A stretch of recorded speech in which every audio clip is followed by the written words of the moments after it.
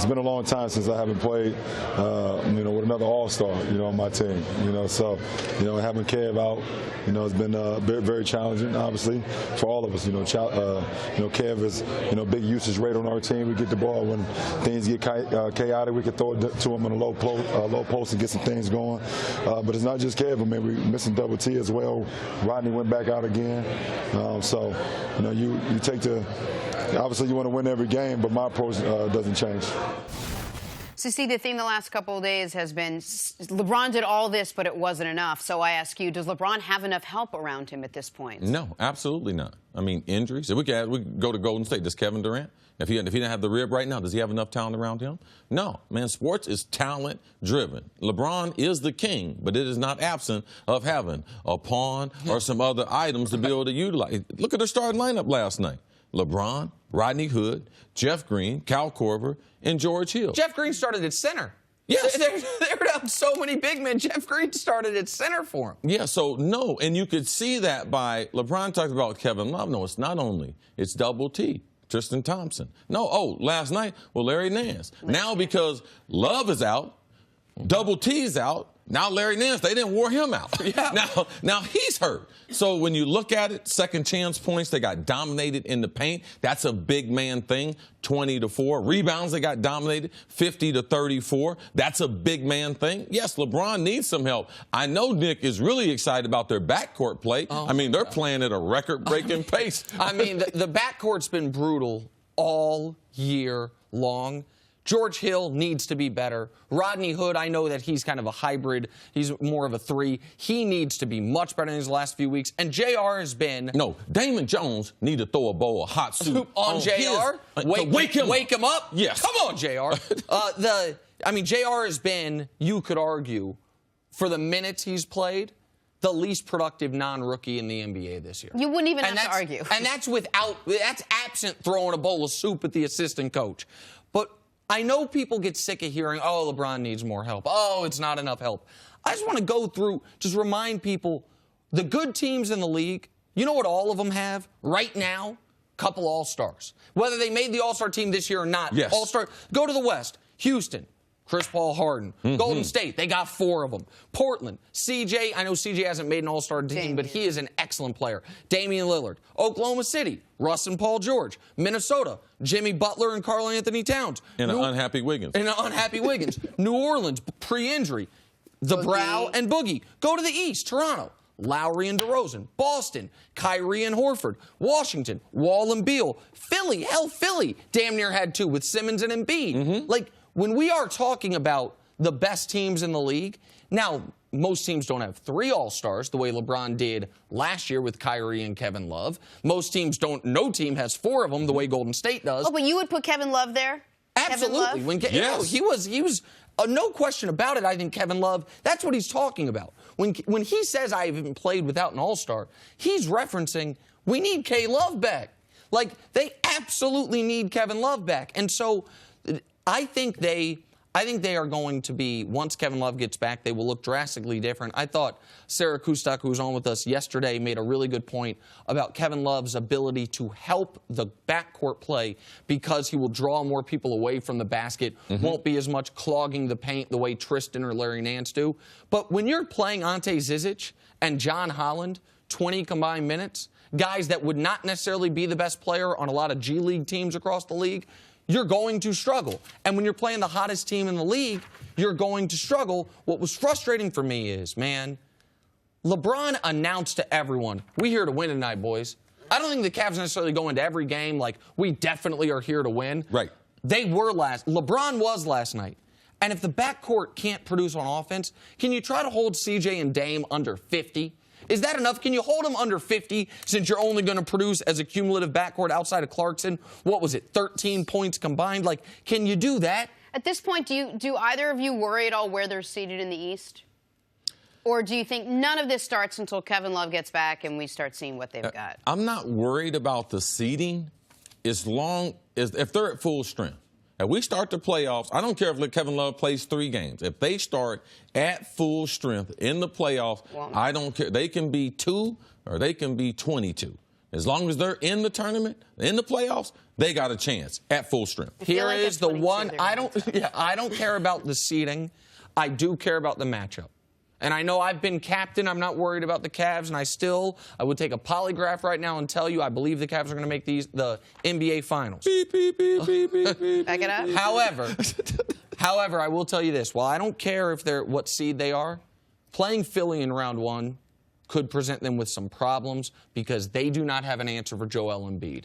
And you might say, well, nobody has an answer for Joel Embiid. However, the Cavs' best lineups are ones Embiid will take advantage of. If you want to play Kevin Love at the center, one of the reasons you can do that is the other team's center can't guard him, so it takes him off the court. Joel Embiid might be the NBA Defensive Player of the Year this year. Think back to the All-Star game when the whatever team it was, the Steph team, or the LeBron team tried to take advantage of Embiid on the Steph team, so they put him in pick and roll. And Embiid won those matchups. So all of a sudden, Love at a center isn't an advantage. And now you got to play Tristan Thompson, who's having the worst year he's had since his second year in the league, who's coming off an injury.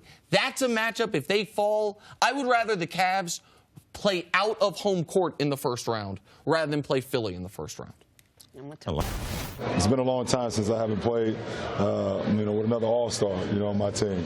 So, having Kev out, it's been very, very challenging, obviously, for all of us. Kev is, big usage rate on our team. We get the ball when things get chaotic. We can throw it to him in a low post and get some things going. But it's not just Kev. I mean, we're missing Double T as well. Rodney went back out again. You take the. Obviously, you want to win every game, but my approach doesn't change. Well, CC, he said it's been a long time since he's played with another All-Star. How big a deal the Cavs struggles without Kevin Love in this lineup? It's huge. It's not only just an All-Star, because we know that LeBron, he would be okay, like when him and Kyrie were dealing together. He would be okay with that. But it's magnified because, as LeBron said, Tristan Thompson is out.